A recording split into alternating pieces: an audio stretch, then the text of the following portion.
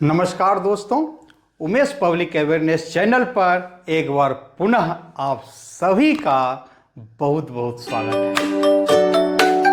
दोस्तों, आज जो वीडियो लेकर मैं आपके समक्ष उपस्थित हुआ हूं, उसका विषय है कि अचल संपत्ति से बेदखल होने पर दखल कब्जा कैसे पाएं। अर्थात कोई अचल संपत्ति है और उस अचल संपत्ति पर आप दखल कब्जा में हैं, भले ही आप उसके ओनर नहीं, आपको कोई अगर बेदखल कर दिया गया है, हटा दिया है, तो फिर उस अचल संपत्ति पर आप दखल कब्जा कैसे प्राप्त करेंगे? क्या इसके लिए कोई कानूनी प्रावधान है? जी हां दोस्तों, कानूनी प्रावधान है। इसी बात की हम चर्चा करेंगे। आइए उदाहरण के साथ समझते हैं। मान लीजिए अचल संपत्ति के रूप में एक जमीन का प्लॉट है, या मकान है, या कोई पेट्रोल पंप है, या कोई व्यवसायिक प्रतिष्ठान है, कारखाना है, दुकान है। अब इस अचल संपत्ति का ए क्या है? मालिक है, ओनर है। अर्थात इस अचल संपत्ति में ए का मालिकाना हक है। अब ए को पी व्यक्ति के द्वारा क्या किया गया? बेदखल कर दिया गया। अर्थात अचल संपत्ति से उसको डिस्पोजेस कर दिया गया। अर्थात ए का कोई जमीन था, उस जमीन से पी व्यक्ति के द्वारा बेदखल कर दिया गया, या ए का मकान था और इसको हटा दिया गया और बी के द्वारा इसको कब्जा में कर लिया गया। तो फिर ए जो है संपत्ति को दखल कब्जा कैसे प्राप्त करेंगे, इसी बिंदु पर चर्चा करेंगे। दूसरा जो सिचुएशन है, मान लीजिए बी है। अब ए की प्रॉपर्टी है, किंतु बी क्या है? इस ए की प्रॉपर्टी पर लीजधारी है। जैसे उदाहरण के तौर पर ले लीजिए कि ए की तो प्रॉपर्टी है, किंतु उन्होंने पेट्रोल पंप खोलने के लिए ए से बी ने लीज करा लिया और पेट्रोल पंप उसके द्वारा वहां पर चलाया जा रहा है। यह ए की प्रॉपर्टी है, बी क्या है? किराएदार है।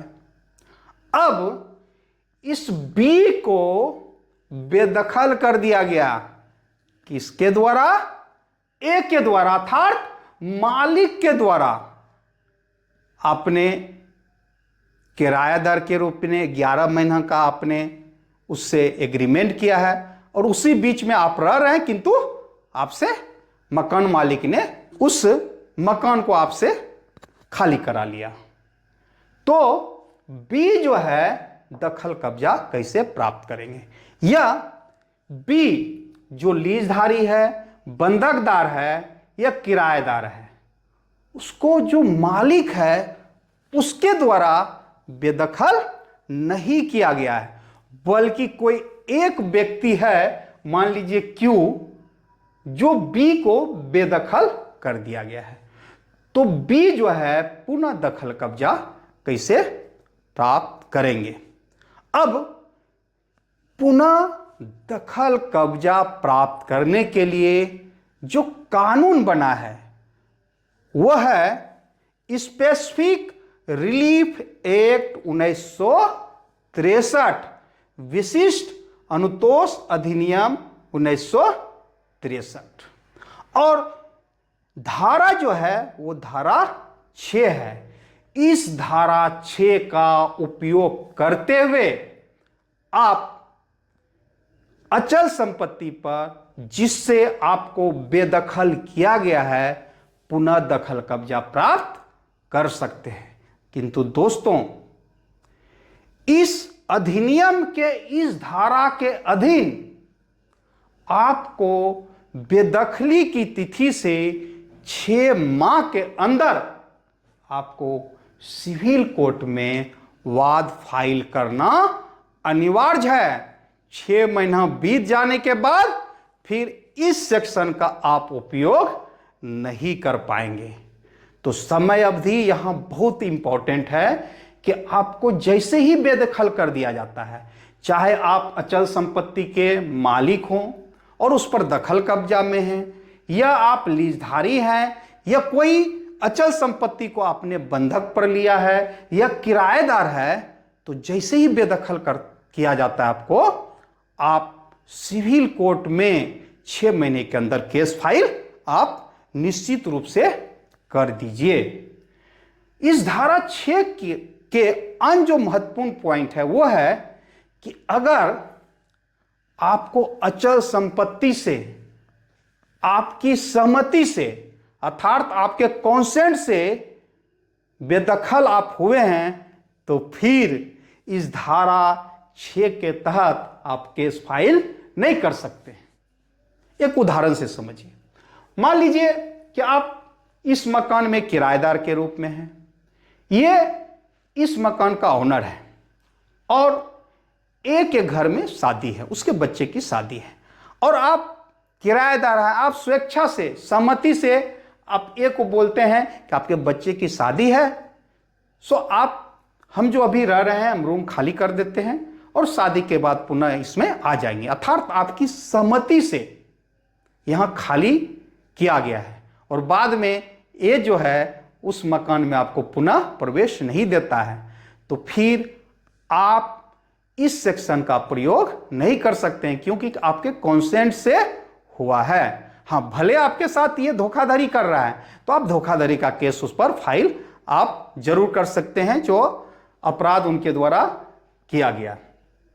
अब दूसरा जो खासियत है इसका कि अगर बेदखली अर्थात डिस्पोजेशन कानूनी प्रक्रिया के तहत किया गया हो, तो पुनः धारा 6 के तहत आप केस फाइल नहीं कर सकते हैं। अर्थात कोई कोर्ट का ऑर्डर है और उस कोर्ट के ऑर्डर के तहत आपको अचल संपत्ति से हटाया गया है, तो फिर आपको इस धारा के अधीन जो है आपको रिलीफ नहीं मिल पाएगा।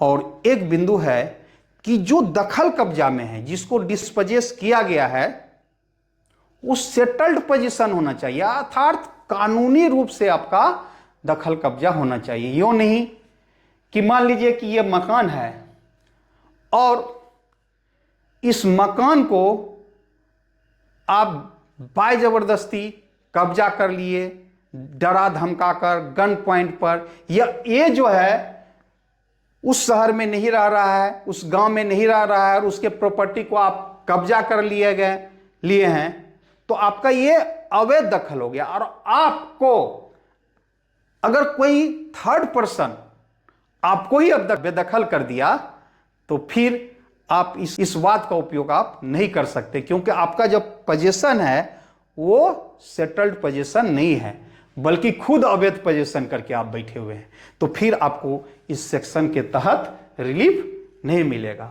और सरकार के विरुद्ध आपको इस सेक्शन के अधीन आप केस फाइल नहीं कर सकते हैं। तो प्रश्न उठता है कि सरकार के विरुद्ध केस फाइल नहीं कर सकते हैं, तो फिर कौन सा कानून है? कानून यही है, स्पेसिफिक रिलीफ एक्ट 1963 के सेक्शन 5 के तहत फिर आपको सिविल कोर्ट में बात फाइल करना पड़ेगा। अब मैं इस सेक्शन का उपयोग करने के लिए क्यों कह रहा हूं? क्योंकि धारा 6 के तहत जो केस फाइल होता है वो समरी सूट होता है, संक्षिप्त वाद होता है। इसकी प्रक्रिया जो होता है संक्षिप्त प्रक्रिया के तहत निपटाया जाता है और इसमें जो है स्पीडी ट्रायल होता है।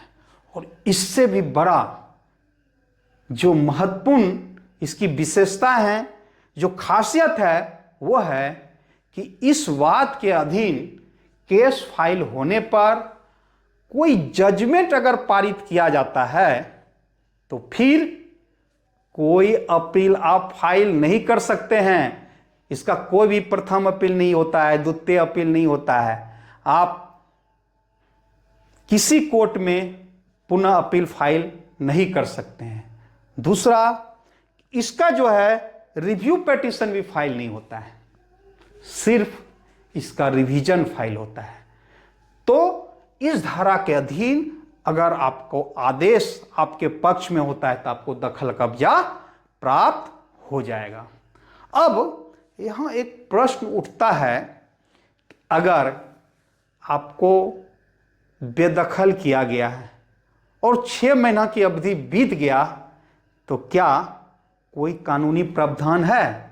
जी हां दोस्तों, इसी स्पेसिफिक रिलीफ एक्ट 1963 के धारा 5 के तहत 6 माह के बाद आप ऑर्डिनरी सूट सिविल कोर्ट में फाइल करेंगे, किंतु यह लंबी प्रक्रिया से यहां गुजरना पड़ता है और लिमिटेशन भी है। लिमिटेशन क्या है?